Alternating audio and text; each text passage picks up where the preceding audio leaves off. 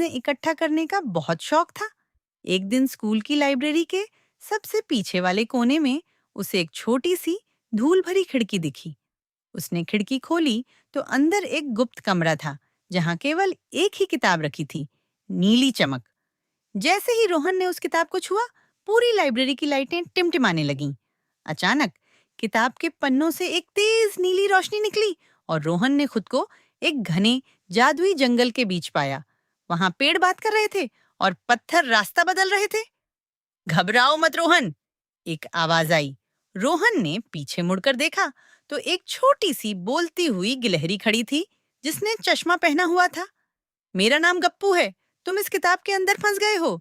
बाहर जाने का रास्ता उस काले पहाड़ की चोटी पर है।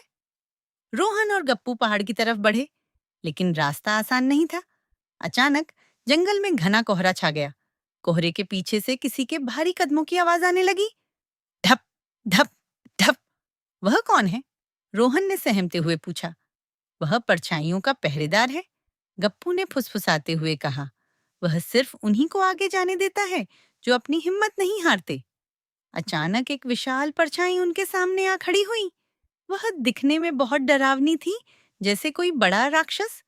रोहन का दिल जोर जोर से धड़कने लगा, पर तभी उसे याद आया कि उसने किताब में क्या पढ़ा था। रोहन ने गौर से देखा तो पाया कि वह राक्षस असल में परछाई नहीं, बल्कि रोशनी का एक खेल था। उसने अपनी जेब से एक छोटा सा शीशा, मिरर निकाला और सूरज की एक किरण को उस परछाई की तरफ मोड़ दिया। रोशनी पड़ते ही वह विशाल राक्षस एक नन्हे से खरगोश में बदल गया। वह खरगोश मुस्कुराया और बोला, तुमने अपने डर का सामना किया, अब तुम जा सकते हो। घर वापसी पहाड़ की चोटी पर पहुंचते ही रोहन को वही नीली किताब जमीन पर पड़ी दिखी। उसने जैसे ही किताब बंद की, एक पल के लिए उसे चक्कर आया और अगले ही सेकंड वह अपनी स्कूल लाइब्रेरी की उसी खिड़की के पास खड़ा था।